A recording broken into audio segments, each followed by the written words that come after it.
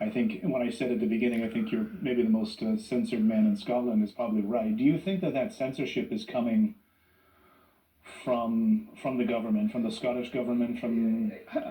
I've reached a point where I don't take the government seriously. I take the figures that we can see that were offered as, Prime Minister of the United Kingdom, First Minister in Scotland, the senior figures in the political parties, the senior figures that were entitled to listen to and to see. By definition, I take those people as being essentially just factotums, just puppets. They're just mouthing words that are scripted for them elsewhere, and I think they're just the active components of projects that are being prosecuted at the behest of much larger entities. The United Nations, the World Economic Forum, globalism in all its manifestations. So is the censorship coming from government? I think there is a pan-European, pan-Western civilization determination to close down dissent. I think I take some bleak, almost encouragement from it, in a way, in a perverse way, because I think It's very Scottish of you, yeah.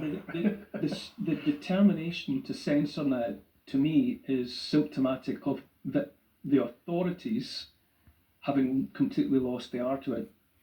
They can't debate anymore. Right. They're no longer coming from a credible position, right, where they can stand up and confidently and truthfully make their case and realistically expect to have it accepted. They've lost the arguments. They lost the argument over COVID. They lost the argument over lockdown. I think the general public perception of the war in Ukraine, the atrocities in Gaza, the climate crisis hoax, the push for Agenda 2030 that increasing numbers of people see for what it is, which is just totalitarianism. It's just the advent of the digital cage, the surveillance state, and all the rest of it. And because they can no longer make a legitimate argument, all they have left is to shut down dissent. They would like to treat us like children.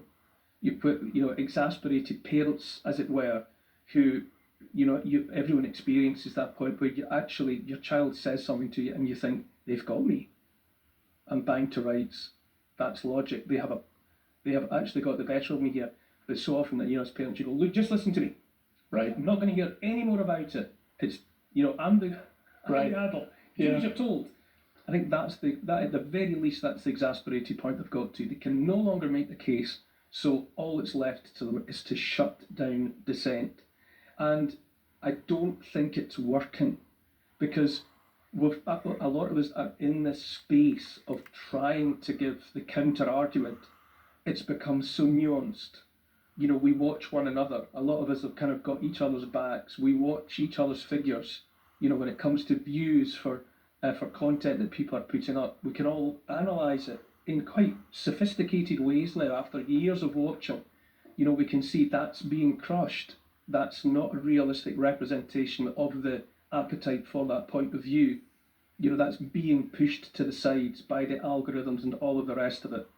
And I do think, although these are simultaneously very dispiriting, exhausting, frustrating times in which to live, I think one has to take time every now and again to draw breath and think, yes, but it's because we're winning.